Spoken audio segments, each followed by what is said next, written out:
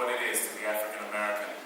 I'm from the UK, and so I benefited from that. I sat down with a lot of people who knew Dr. King. I read everything, I watched everything. But your question is a good one, because in many ways you can find out a lot about Dr. King from watching documentaries and reading, but to get to the soul of the man is more difficult. And one of the key things I notice is when he's giving those speeches, this is a person who is taken up by something other than himself. He is flowing in an anointing that I truly think is linked to who he is spiritually. And I had to try and find that within myself. Why is it that when I watch these speeches I feel like crying, I feel like I want to go out into the streets, I feel like I want to change the world? That's the soul of the man. But also, who was he behind closed doors? Surely he wasn't transcendent like that all the time, talking to his kids, taking out the trash, whatever. So, I had to go and find that guy as well. But in many ways, one of the things that typifies my journey of finding Dr. King is in the relationship I have with Coleman Domingo. Coleman and I were in the film Lincoln, and at the beginning of Lincoln, we are stood next to each other as soldiers, Unionist soldiers, before Abraham Lincoln. And it's 1865 in that film. And then in Selma, we are sat together in a prison cell. The first thing we shot. Yeah, on the very first day of shooting. And the reason it really struck us is Bradford Young, our cinematographer, looked at us when we were sat in that jail cell scene together, and I'm like, I've seen this somewhere before. And it was because we had done Lincoln together. And so, between us as actors, we have asked an American president the same question: when are we going to get the vote? 100 years apart. 19 presidents apart. So the soul of Dr. King in Selma is one of weariness, tiredness, but also impatience to see this thing done. And so that was a real engine for me, particularly in playing the role. I was going to say, it's just so extraordinary to have two black actors work together repeatedly in such kind of weighty, dramatic material. I mean, usually in the United States, our films with black stars are mostly comedies or action of some kind. And so to have, Lincoln and the Butler and Selma and the same actors being able to create a relationship, a working relationship, a friendship, it's really rare. These guys are exquisite, very special. I agree, and I think that's Thank you for the one applause.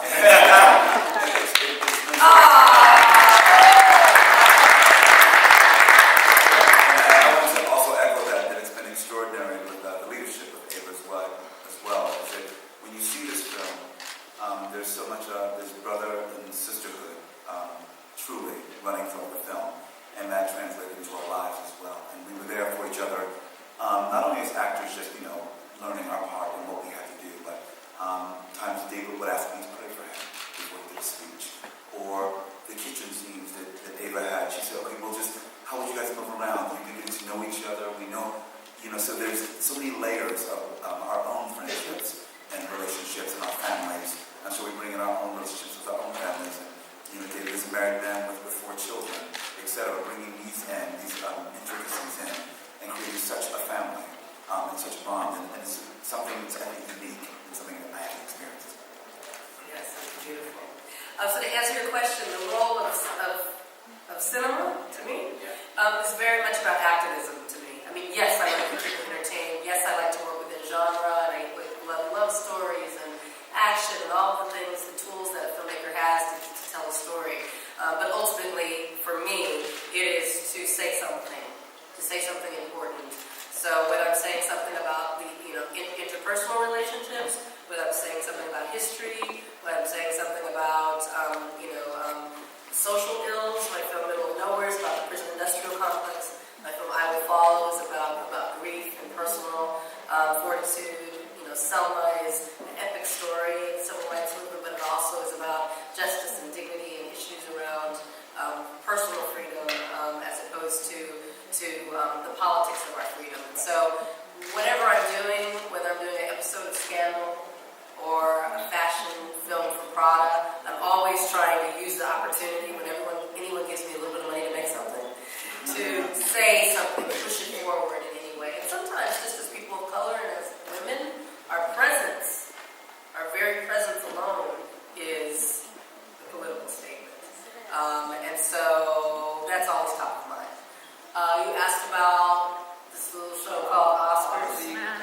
about the Academy. Yes, we did.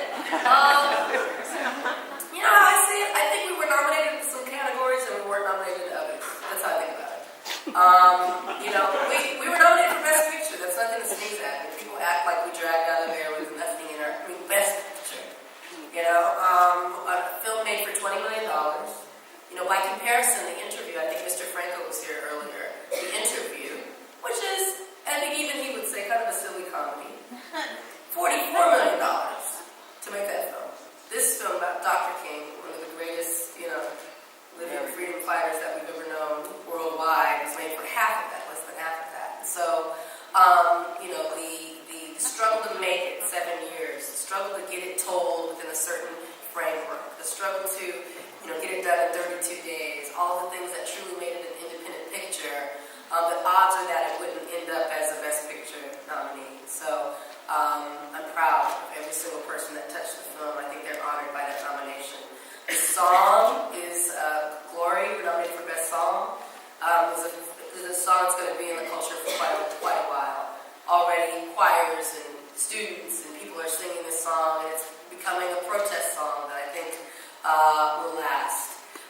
As far as myself, I did not have any expectation for myself because I'm a realist. There's been no precedent for a black woman to be nominated for Best Director, so why was it going to change with me? Was my thought on it. And so I really wasn't holding it close. I think people were much more upset for me than I was for myself, which was lovely. I was hurt by the fact that David wasn't nominated because I know what it took to get that performance. I don't need anyone to tell me it's one of the best performances of 2014. No one even needs to say that to me because I already know. So I don't really need agreement because I'm already aware, but it would have been nice to see